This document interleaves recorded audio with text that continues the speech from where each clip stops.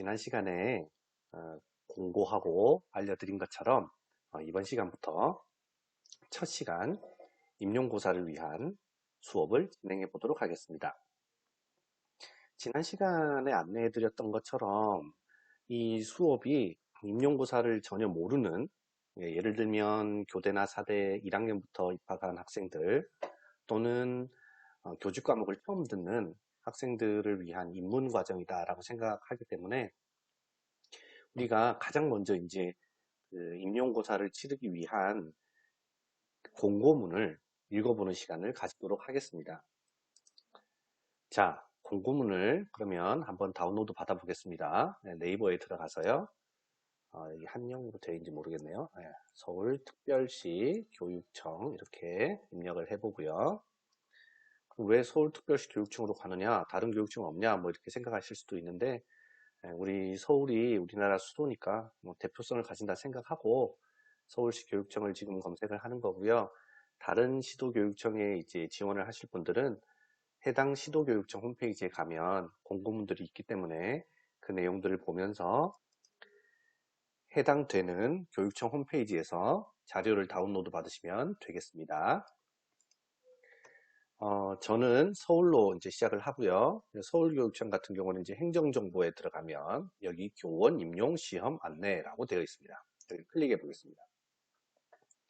그럼 이제 모든 시도교육청이 다 행정정보 안에 이 자료들을 넣어 두느냐? 그렇지는 않습니다.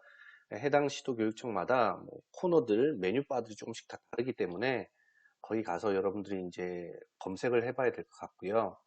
대체로 뭐 공지사항이나 임용 관련된 곳에 아마 있지 않을까 하는 생각이 듭니다. 서울은 여기 행정사항에 행정정보 안에 교원 임용고시 시험 안에 두 번째에 가면 385번 글 안에 이렇게 있습니다. 제가 어떻게 이렇게 잘 아냐고요? 이거 편집하고 녹화하기 위해서 한 수십 번을 찍은 것 같아요. 그러니까 제가 딱 어디 있는지 알죠. 네, 여기 이제 보면 공고문이 있죠. 네, 공고문을 클릭해 보겠습니다. 네, 공고문을 클릭하면 이제 열리겠죠. 네, 완료되면 열기. 그래서 얼른 열려라, 열려라, 빨리 열려라. 예, 열리고 있습니다. 컴퓨터가 느려요, 여러분. 미안해요. 여러분, 불쌍하죠? 컴퓨터가 느려가지고 잘 안 떠요. 돈 많이 벌면 새 컴퓨터도 살게요. 예. 자, 여기 보면 공고문이 드디어 떴습니다. 네, 떴죠? 자, 여기 보면 2020학년도 거니까 2019년도에서 2020년도로 시험을 치르시는 분들이 참고한 공고문이겠죠. 그럼 이제 2021년에 시험을 치르실 분들, 2021년에 임용되고 싶으신 분들은 올해 10월쯤 공고가 납니다. 10월쯤 공고가 나고 11월에 1차 시험을 치고 이제 2차 시험은 대체로 1월에 치고 최종 결과는 이제 2월에 하게 됩니다. 그런 사이클로 진행이 되니까 대체로 이제 임용학원에서도 10월까지 사이클을 두고 프로세스를 진행하는 것들을 볼 수 있습니다. 중등 여기 공고문을 다운로드 받으면 보건, 사서, 역량, 전문상담, 특수선생님까지 같이 공고가 납니다. 자, 밑에 보겠습니다. 1번은 선발 예정 과목과 이론들이 이렇게 있죠. 일반 트랙과 장애 트랙이 나눠져 있는데 장애 트랙에 있는 분들은 장애 트랙과 또 일반 트랙 두 군데를 지원할 수 있고요. 일반 트랙에 있는 분들은 장애 지원을 못하는 걸로 알고 있습니다. 자, 그러면 2번으로 넘어가겠습니다. 넘어가기 전에 여기 비교수 교과 교사 있죠. 여기 보면 보건, 사서, 역량, 전문 상담. 비교수 교과, 그러니까 과목을 맡지 않는 선생님들은 초등, 중등을 구분하지 않고 선발하고 최종 합격자의 임용, 이분이 초등으로 갈 거냐, 이분이 중등으로 갈 거냐 하는 것은 서울시 교육청의 임용 계획에 따라서 진행된다라는 것들. 다음 정보 컴퓨터 과목 같은 경우에는 서울시 교육청의 수급 상황에 따라서 2개 학교 이상을 순회하는 순회교사가 되기도 한다는 거. 이거는 해마다 그런 것은 아니고 이렇게 특별하게 2020년도에 해당되는 것 같습니다. 파랗게 되어 있죠. 자, 그 다음에 공립시험을 칠 때 국립도 같이 공고가 납니다. 국립 공고도 있고요. 요즘은 사립도 이렇게 사립의 채용을 투명성을 강화하기 위해서 1차 시험까지는 공립에서 함께 칩니다. 그리고 2차 시험부터는 사립은 해당 법인에 가서 치르게 되죠. 그래서 사립이 어떻게 뽑느냐 이런 게 쭉 나와 있습니다. 나머지 내용들을 읽어보시면 될 것 같고요. 필요하시면 제가 파일을 올려드려도 되고 여러분들이 파일을 다운로드 받으셔도 됩니다. 응시 자격을 보면 중등학교 교사는 중등학교 준교사 이상 자격증 가지고 계신 분이면 되고요. 부전공 표시 과목도 됩니다. 그러니까 내가 국어교육을 전공했지만 수학교육을 부전공했거나 복수 전공했을 경우 국어도 칠 수 있고 수학도 칠 수 있습니다. 단 같은 애는 한 과목만 칠 수 있는 거죠. 그래서 부전공, 복수 전공도 시험을 치를 수 있다. 특수학교는 전공 표시 과목 없이 그냥 관계없는 거예요. 치료교육이나 재활복지나 직업교육이나 이런 거 전공 과목 관계없이 시험을 치를 수 있다. 보건, 사서, 역량은 1급, 2급 자격증을 소지하고 계셔야 된다. 전문 상담교사도 역시 마찬가지다. 라는 것 알아두시면 되겠고요. 요거 빨갛게 되어 있는 거 잘 참고해 보시면 되겠습니다. 장애 구분을 가지고 계신 분들은 장애인 고용 촉진 및 직업재활법 시행령 3조에 해당하는 사람들, 그 선생님들이 이제 장애 구분에 해당해서 장애 트랙이나 일반 트랙으로 지원할 수 있다 하는 것들을 알아두시면 되겠습니다. 그 다음 분리 변경되거나 통합된 표시 과목들이 있는데 자신의 과목들이 여기에 해당하면 잘 받을 필요가 있다 하는 것들 확인해 두시고요. 응시 연령에는 제한이 없죠. 네, 제한 없습니다. 응시 자격 제한은 읽어보시면 될 것 같고요. 넘어갑니다. 다음 이게 중요합니다. 이게 요 부분 중요합니다. 자, 1차 시험과 2차 시험으로 나뉘는데 1차 시험은 교육학 전공 A, 전공 B 이렇게 치릅니다. 2차 시험은 실기 실험평가, 교직 적성 심층 면접, 교수학습 지도안 작성, 수업 실현 이렇게 진행이 됩니다. 상세한 내용은 또 밑에 나오니까 보도록 합시다. 합격자 발표는 1차는 12월 31일, 2차는 2월 7일, 그래서 3월 1일자로 발령이 난다 하는 것들 확인해 보시면 되겠고요. 사립학교 교사 위탁 선발은 이 내용들을 보시면 되겠고, 사립학교에 가실 분들은 이 내용들을 참고해 보시면 좋겠습니다. 그 다음 동시 합격 지원일 때, 아니 동시 지원일 때 1합격제 지원 이런 것들도 살펴보시고요. 그 다음 학교 법인에 따른 사립법인들이 쭉 나오죠. 이 내용이 많습니다. 이거 넘어갑니다. 네, 사립학교에 대한 내용들은 해당 법인에 가서 확인하시면 된다는 내용들이겠지요. 또 다 넘어갑니다. 넘어갑니다. 이게 중요합니다. 여러분들 이 표를 정말 중요하게 보셔야 됩니다. 임용시험을 처음 준비하시는 분들, 내가 무슨 과목을 어떻게 준비해야 될지 전혀 모르시는 분들, 이 표를 보셔야 됩니다. 이 표. 제 이름이 홍광표인데 홍광표가 아니고 이 표입니다. 죄송해요. 아재 개그. 고등학교 때 친구들한테 많이 맞았어요. 썰렁하다고. 네, 자 교육학입니다. 자, 1차 시험은 교육학을 1교시에 치고 2교시에 전공 A, 3교시에 전공 B 이렇게 칩니다. 그러면 자 전공은 조금 놔두고요. 교육학을 먼저 봅시다. 교육학은 1교시 60분 동안 논술형 한 문제가 출제되는데 20점이에요. 그러면 문제가 한 문제이기 때문에 뭐 교육 철학만 나오냐, 교육 심리만 나오냐, 교육 사회만 나오냐 그게 아니고 그 영역들이 여러 가지 섞여서 하나의 문제처럼 보이게끔 나온다는 뜻입니다. 그럼 답은 하나 이렇게 쓰는 것은 아닐 거예요. 나중에 제가 다음 시간이나 그 다음 시간에 기출 문제를 보면서 교육학 논술 기출 문제가 어떻게 되어 있는지, 어떻게 쓰는지, 어떤 과목들을 준비해야 하는지를 하나하나 자세히 짚어드릴 텐데요. 내용들을 보면 이렇게 되어 있습니다. 교육학 밑에 이렇게 9개 과목이 있는 것을 알 수 있습니다. 하나씩 봅시다. 하나가 교육학 개론, 두 번째 교육 철학 및 교육사, 세 번째 교육 과정, 네 번째 교육 평가, 다섯 번째 교육 방법 및 교육공학, 여섯 번째 교육 심리, 일곱 번째 교육 사회, 여덟 번째 교육 행정 및 교육 경영, 아홉 번째가 생활지도 및 상담 이렇게 되어 있습니다. 그러면 이 교육학 개론은 나머지 과목들을 전부 다 개괄적인 수준에서 포함하는 거니까 얘는 빼도 되고요. 나머지 8개 과목을 친다는 거예요. 그러니까 이 한 문항 안에 이 8개 과목 중에 어떤 것이 등장할지는 모르는 상황이지만 8개 과목을 준비해야 한다는 겁니다. 이것 외에 여러분들 교직 과목에 설치되어 있지 않을 텐데요. 여기 보면 교직 과목의 세부 이수 기준에 근거해서 8개 과목이 나오는 겁니다. 이것 외에 여러분들이 뭐 평생교육론이라든지 아동발달론이라든지 뭐 원격교육론이라든지 이런 것들은 굳이 들을 필요가 없어요. 이 임용을 친다고 할 때.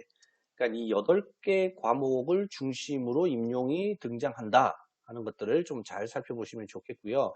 이 8개 과목조차 외우지 못하고 1학년 1학기를 들어가시는 분들도 있거든요. 이 8개 과목을 어떻게 외울 수 있는지, 어떻게 구분할 수 있는지에 대해서는 제가 다음 시간에 천천히 하나씩 짚어드리도록 하겠습니다. 그러면 1교시에 교육학 논술을 이렇게 20점짜리 시험을 쳤어요. 그리고 나면 2교시에 뭘 치느냐? 2교시에는 90분 동안 전공 A 과목을 치고 그 다음 또 90분 동안 전공 B 시험을 치는데 중간에 이제 점심시간이 40분 있어요. 전공 A는 기입형이 4문항, 소술형이 8문항입니다. 그러니까 기입형 4문항이 8점이니까 문항당 2점 정도 될 것이고 소술형은 8문항 32점 이렇게 해서 문항당 4점 정도가 되겠죠. 전공 B는 기입형이 2문항이고 소술형이 9문항입니다. 그래서 40점, 40점 만점이죠.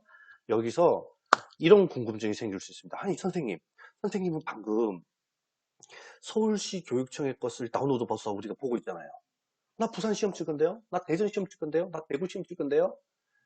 그럼 다른 거 아닙니까? 그렇지 않아요. 왜냐하면 각 시도교육청의 교육감이 여러분들 임용하는 인사권, 임용권을 가지고 있어요. 그런데 각 시도교육청에서 다 이 초등이든 중등이든 특수든 막 보건이든 영양이든 사서든 시험 문제를 다 내가지고 여러분들 임용을 다 하나부터 끝까지 관리를 하려면 너무 복잡하고 프로세스도 까다롭고 한 거예요. 그래서 어떻게 하냐면 시험 문제 출제를 한국교육과정평가원에 위탁을 합니다. 그래서 한국교육과정평가원에서 시험 문제 출제부터 채점까지 전체적인 과정을 위탁받아서 운영을 하고 그 결과만은 시도교육청에 주는 거예요. 그러니까 서울, 대전, 대구, 부산, 찍고, 광주, 목포 어디를 가나 시험 문제의 유형과 시험을 치는 그 큰 틀은 똑같다. 변함이 없다. 라고 생각하시면 좋겠습니다. 그래서 이게 서울에서 이것을 보나 뭐 부산에서 이것을 보나 관계없이 똑같다는 겁니다. 자, 그러면 교육학이 하나 있고 전공이 하나 있는데 이게 전공 A, 전공 B로 나뉜다 하여도 전공은 다 같은 겁니다. 같은데 이것은 이렇게 나뉜다라고 봐야 됩니다. 이렇게. 그럼 전공 공부 준비는 어떻게 해야 하느냐? 첫 번째는 교과 교육학이 등장을 합니다. 교과 교육학은 25에서 35% 정도가 출제가 되죠. 다음 교과 내용학이 출제가 됩니다. 얘가 75에서 65%가 출제가 돼요. 그러니까 얘가 비중이 가장 높죠. 얘가 비중이 가장 높습니다. 그러면 교과 교육학은 뭐고 교과 내용학은 뭐냐? 교과 교육학은 예를 들어 제가 국어 시험을 친다고 해볼게요. 국어 선생님이 될 거예요. 그러면 교과 교육학은 국어를 어떻게 가르칠 거냐? 예를 들어 국어의 직접 교수법으로 가르칠 거예요. 창의적 언어 소통법으로 가르칠 거예요. 뭐 이런 거예요. 수학 같은 경우는 내가 수학에 이런 내용들이 나오는데 그 내용들을 어떻게 가르칠 거냐? 폴리아의 문제 해결 4단계에 따라서 가르칠 거예요. 뭐 이런 것들이에요. 그러면 이 교과 교육학에 해당하는 답, 어딘가에 답이 있을 거 아니에요. 그 교과 교육학에 해당하는 답은 어디에 있냐면 중학교, 고등학교 자기 교과의 교사용 지도서나 국가 수준 교육과정 해설서에 있습니다. 다시 이거 엄청 중요해요. 교과 교육학의 답은 어디 있느냐? 중학교, 고등학교 교사용 지도서, 자기 과목의 교사용 지도서나 그렇지 않으면 국가 수준 교육과정 해설서에 있습니다. 다음, 교과 내용학은 뭐냐면 실제 국어와 관련된 전문적인 지식을 묻는 거예요. 예를 들어서 중세 국어에 아래 아가 있는데 그것이 현대 국어의 뭐 아가 되기 위해서 어떤 뭐 언어의 변천을 겪고 왔습니까? 이런 거라든지 또는 뭐 제가 물리를 잘 못해서 모르겠는데 물리나 화학 같은 경우에 뭐 에너지 공식을 써보라든지 뭐 수학 같은 경우는 2차 방정식의 근해 공식을 풀어내는 과정을 써보시오라고 하든지 진짜 무슨 수능이나 전공시험 보듯이 이런 내용들이 교과 내용학에 등장한다는 거예요. 그러면 여러분들이 이제 학원 수강을 들을 거예요. 그러면 두 가지를 들어야 하는데 뭘 들어야 되냐면 교육학 수업을 하나 들어야 하고 그 다음에 전공 수업을 하나 들어야 되는 거예요. 그러면 교육학 수업을 들으면 교육학 선생님이 이 8개 과목을 설명해 주실 거예요. 다음 전공 선생님은 여기 교과 교육학과 교과 내용학을 함께 설명해 주실 거예요. 여러분은 이 세 가지가 해당이 된다. 교육학이 하나 있고, 그 다음에 전공이 있는데, 전공은 교과교육학과 교과내용학이 있다. 교과교육학과 교과내용학은 섞어서 이 두 개가 묶여서 전공 A도 출제가 되고, 두 개가 묶여서 전공 B로도 출제가 된다. 같은 시험을 기입형 4문항, 서술형 8문항, 기입형 2문항, 서술형 9문항 이렇게 문항의 차이만 있을 뿐 유사한 내용을 전공 A, 전공 B 이렇게 두 번을 친다라고 생각을 하셔야 됩니다. 그러니까 여러분들 비중은 어디 더 많이 둬야 되겠어요? 당연히 여기에 비중을 더 많이 둬야 되겠죠. 이거 80점이에요, 80점. 교육학이 아무리 중요해도 얘가 80점이라고요. 그러니까 얘의 비중을 엄청 많이 둬야 되는 거예요. 다만 얘는 손 놓을 수 없기 때문에 얘도 같이 가는데 제가 여러분들에게 해드리는 수업은 이 부분에 해당하는 교육학에 해당하는 부분을 할 거고요. 중등교육을 다 하고 나면 초등이나 유치원 교직 논술도 할 거고 초등과 유치원은 이 전공 파트와 관련된 내용도 나중에 할 거예요. 그럼 중등은 왜 전공 수업을 제가 안 하느냐? 중등 과목이 너무 많잖아요. 너무 전문적인 지식이에요. 제가 물리, 화학 이런 거 어떻게 해요? 나 몰라요. 나 수포자예요. 수포자. 영포자고. 예, 그렇기 때문에 다 못해요. 부끄럽고. 아무튼 그렇기 때문에 이 전공은 각각 전공 선생님 학원 강의나 인터넷 강의를 들으면서 하시면 좋겠고요. 또 여러분들 각각의 대학에서 수업을 들으면서 이 내용들을 이제 정리해 놓으면 되겠습니다. 그러면 교과 내용학의 답은 어디 있느냐? 여러분들 전공 서적에 있어요. 전공 서적에 교과 내용학의 답이 있다 하는 거 꼭 기억해 두십시오. 교과 교육학의 답은 어디 있다고 했죠? 중학교, 고등학교 교사용 지도서, 그 다음에 국가수준 교육과정 해설서. 그래서 여러분들이 나중에 뭐 이렇게 제가 지금 유튜브로 나갈 거라서 이제 뭐 훔치라고 말은 못하겠지만 어떤 수단과 방법을 가리지 않고 중학교, 고등학교 교사용 지도서 여러분들 꼭 구해서 가지고 있어야 됩니다. 필수입니다. 총이 없는데 어떻게 전쟁에 나가요? 그거 꼭 필요하니까 가지고 계시면 좋겠고요. 이거 중요하죠. 이거. 외국어 과목은 해당 외국어로 시험이 출제됩니다. 그러니까 영어 시험 치실 분 영어로 시험이 출제되고요. 제2 외국어 시험 치실 분 도고교육과 도고는 도구로 출제됩니다. 특수도 동일하게 적용되고요. 이것도 중요하죠. 비교수 교과, 그러니까 역량, 사서, 보건, 상담 선생님은 교과 교육학이 있어요, 없어요? 없어요. 왜? 수업을 하지 않으니까. 교과 교육학으로 수업을 하지 않으니까 비교수 교과니까 교과 내용학에서 100% 출제되는 거예요. 교과 내용학에서 100% 출제된다 하는 거 염두에 두시면 좋겠습니다. 여기 딱 보세요. 그래서 한국교육과정평가원 홈페이지 중요하죠. 이거 즐겨찾기에 딱 링크 걸어두시고 한국교육과정평가원 자주 들어가 봐야 돼요. 자주. 거기 가서 자료가 뭐가 있는지, 기출은 뭐가 있는지 여러분들이 자료를 자주 검색해보고 뭐가 있는지를 꼭 확인해 두셔야 됩니다. 그 다음 2차 시험을 볼게요. 체육음악미술 전문교과 과학교과는 실기 실험평가가 있습니다. 30점. 그 다음 이제 비교수 교과는 그러니까 아까 말씀드린 상담, 역량, 보건, 또 하나 뭐였죠? 기억이 안 나. 사선 선생님이었나요? 어쨌든 4명은 요거는 없어요. 교수학습 지도안 작성이나 수업실은 없고요. 바로 면접에 100점이 되겠죠. 그 다음 실기가 없는 과목은 이렇게 100점이 되는 거예요. 그럼 실기가 있고 그 다음에 교수학습 과정안도 작성해야 되는 분은 여기에 해당이 되겠죠. 점수가. 자, 그 다음 교수학습 과정안 작성이 있고요. 그 다음 수업 실현을 해요. 이게 60분, 이게 20분 이렇게 될 거거든요. 그래서 여기 해당하는 내용으로 다 해서 100점이 된다 하는 것 기억해 두시면 좋겠습니다. 네, 1차 시험 패스하고 나서 2차 시험 준비하는 건 제가 겨울에 다시 특강을 찍어 올릴 거니까요. 지금은 1차 시험이 중요하지 2차 시험까지 다 이렇게 굳이 신경 쓸 필요는 없을 것 같고 2차 시험을 염두에 둔 교수학습 지도안 작성은 한 달이면 충분히 해요. 수업 실현도 한 달이면 충분히 준비할 수 있기 때문에 지금은 1차 시험에 올인을 해야 된다고 생각하고 들어가면 좋겠습니다. 그렇게 하면 문항 출제 범위 같은 것들이 이제 나오죠. 나오고 교과 구분도 나오고 참고 사이트가 나오는데 한국교육과정평가원 이거 하고 국가교육과정정보센터 이거 있죠. NCIC 그다음에 KIC 요거는 꼭 링크를 걸어둬서 여러분들이 자주자주 갈 수 있도록 해두시면 좋겠습니다. 해당하는 내용은 제가 뒤에 수업을 진행하면서 또 사이트 소개들을 할 테니까요. 아, 오늘은 그런 것이 있구나 라고 생각만 하면 좋겠고요. 그다음에 이제 응시원서 접수에 대한 내용들 그 뒤에 가면 뭐 중복 지원 금지라든지 응시원서 접수 방법이라든지 뭐 이런 것들 그다음에 이제 실제로 이런 것들 나옵니다. 그렇죠? 수험표에 대한 거. 아, 요거 중요하죠. 한국사 검정 능력 시험 인증서를 제출해야 됩니다. 여러분 시험 치기 전에 1학년, 2학년, 3학년이면 꼭 한국사 능력 검정 시험 상급 이상 꼭 미리 따둬야 됩니다. 반드시 꼭 따둬야 돼요. 언제 것까지요? 2020년 중등학교 임용시험은 2014년 1월 1일부터 45회부터 유효합니다. 이전 거 따면 안 돼요. 그러니까 2021년도에 임용 치실 분은 2015년도 거부터 준비를 해야 되고요. 2022년도에 시험을 칠 분들은 2016년 이후로는 한국사 검정 능력 3급 이상 자격증 가지신 분 꼭 가지고 있어야 됩니다. 이거 없으면 어떻게 된다 했죠? 결시 처리됩니다. 결시 처리. 시험 안 친 거랑 똑같은 거예요. 그러니까 한국사 능력 검정 시험 반드시 미리 준비해 놓고 있어야 되겠습니다.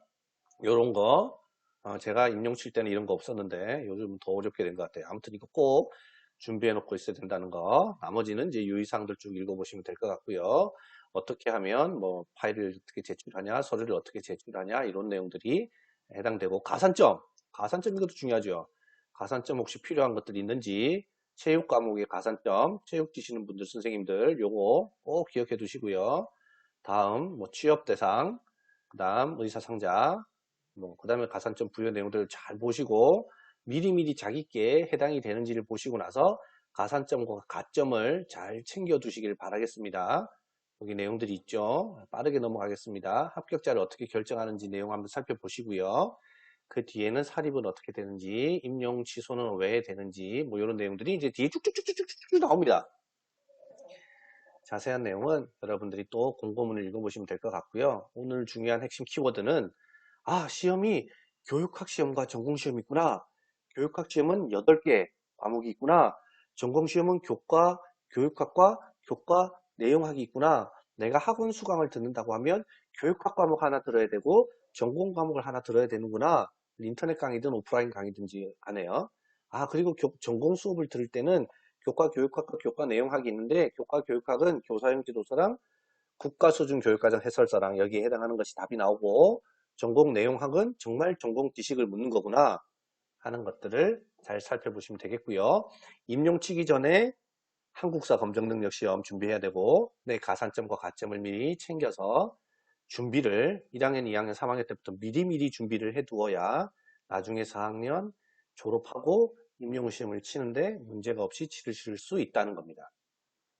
자, 공고문을 보면 이렇게 내용들이 많아서 복잡할 수 있는데요. 제가 다음 시간에는 제가 마인드 매핑을 한 게 있어요. 그래서 그 마인드 매핑을 한 걸 보면서 다시 한 번 더 임용을 어떻게 준비해야 되는지 정리를 하고 그 다음 기출문제를 보고 이런 식으로 넘어가도록 하겠습니다. 자, 오늘 수고하셨습니다. 빠이빠이. 방구석 교육학 화이팅. 여러분도 화이팅. 화이팅 화이팅. 임용 잘 치실 거예요. 저랑 같이 열심히 해봅시다. 오늘은 여기까지.